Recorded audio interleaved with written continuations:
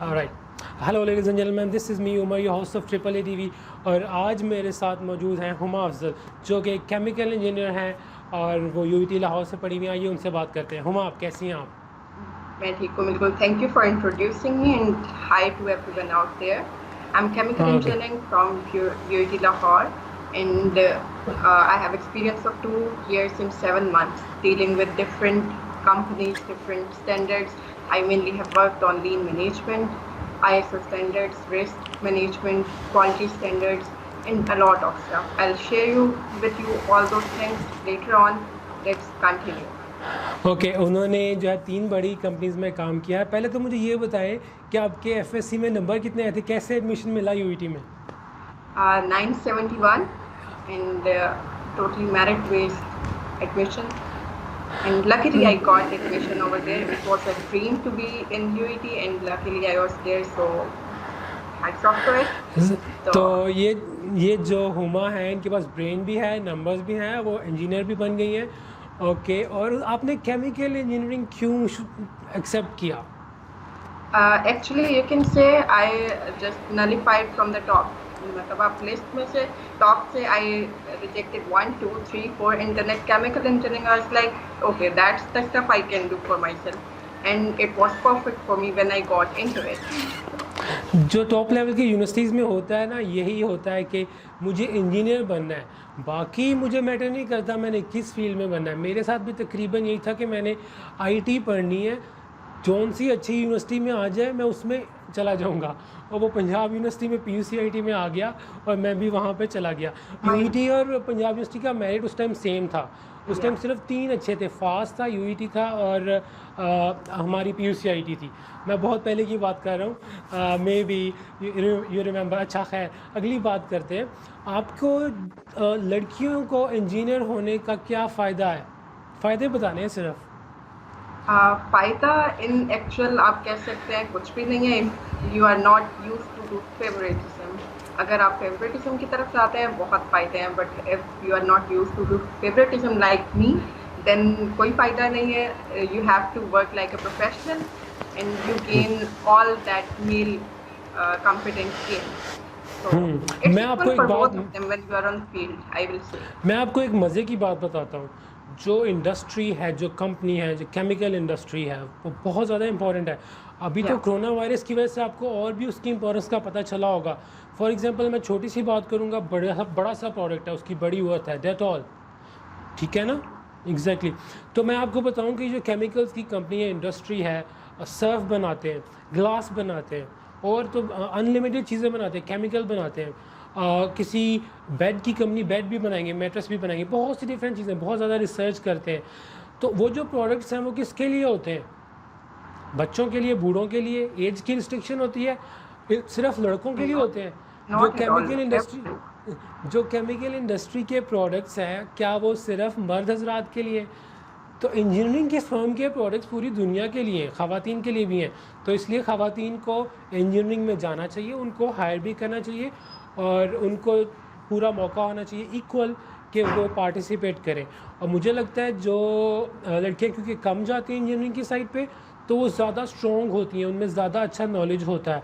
और ख़ासकर जो है ना, क्वालिटी एश्योरेंस की जो भी रिलेटेड डिपार्टमेंट्स हैं, उनमें अगर आप फ़ीमेल को ज़्यादा चांस देंगे तो आपका प्रोडक्ट में भी 80 से 90% क्वालिटी पे पूरा उतरे। क्या मैं सही कह रहा हूँ?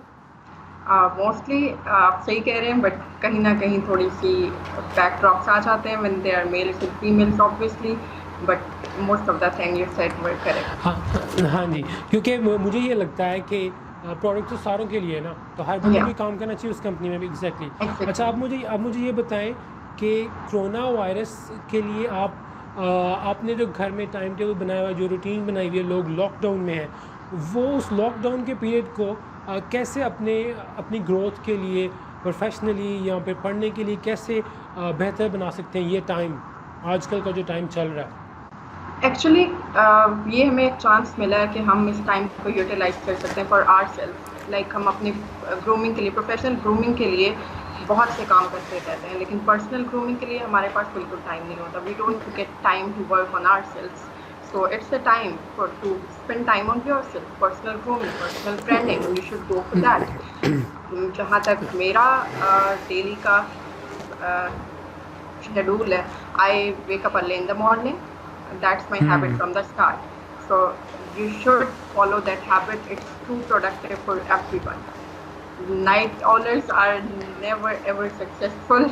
They somehow hit at a point in their life. So you should be early riser. I think so. And after that, follow a routine. Like take your breakfast on time. Do some exercise if you need it. If you don't, then go for a walk or have a roaming around in your home. Even if you can't go outside, you can walk inside your home. It's totally fine. And then afterwards, get to your routine. Either you love book reading, or you want to paint, or you want to do any activity, go for that. You want to spend time with your family, you can do that even. It's not essential that you should be learning all the time, or you should be doing something, gaining something. Actually, this time is for yourself. Detoxify Exactly. what's wrong inside you. Exactly. And इस after time that को आप lockdown, get a better side of yourself.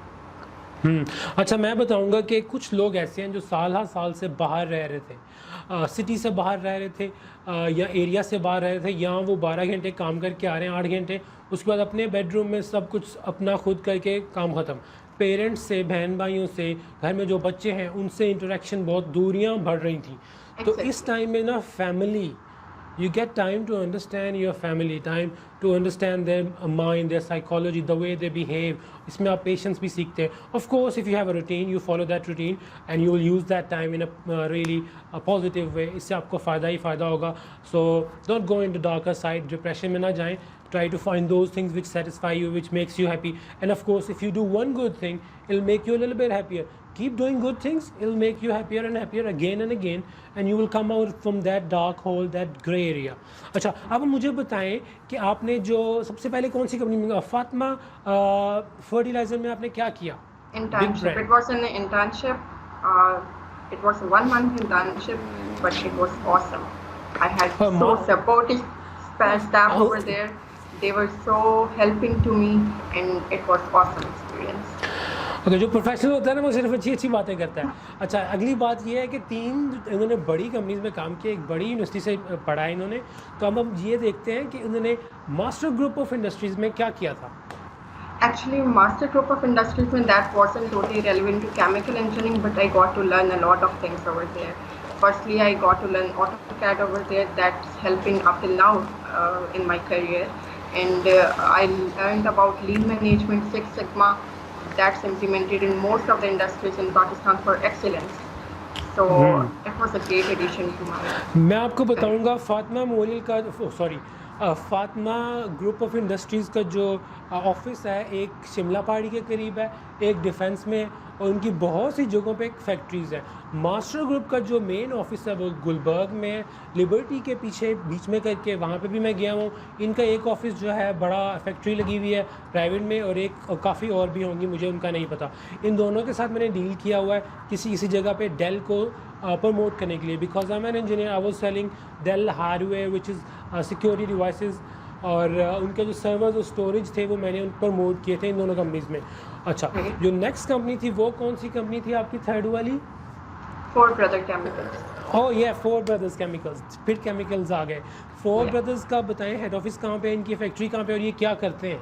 It's in Gulbarg. They mostly deal in pesticides and seeds stuff.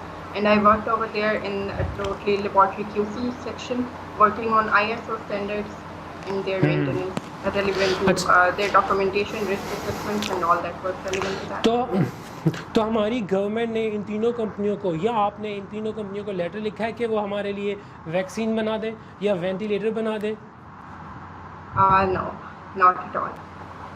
अच्छा, आपने कुछ नहीं किया इस सिलसिले में? हाँ, आप केमिकल इंजीनियर हो, आपने अपने I'm working on myself at the moment. When I'll be done with myself, then I can work for others too. But if I'm not good with myself, how can I be good to others? आपने अपने local area को कोई chemical product इस जो फ़ायदा दे हमें corona virus के pandemic में, कोई उनको सजेस्ट किया लोकल एरिया में? कुछ कोई लेटर, कोई ईमेल लिखी हो कोई? There's only one thing that can help people out in this pandemic, that is stay away from each other. It's nothing more than that. If we are following that, it's good enough. Instead of just that you do other efforts, just tell them to stay at homes and follow what government is saying you to follow. सो मैं आपको 2-3 बातें बताता हूँ to find a job, because मैं 2-3 दफ़ा ना मैं भी पाकिस्तान में जब से आया हूँ तो I was facing a little bit problem how to find a reasonable job for my self, you know, once you returning back home.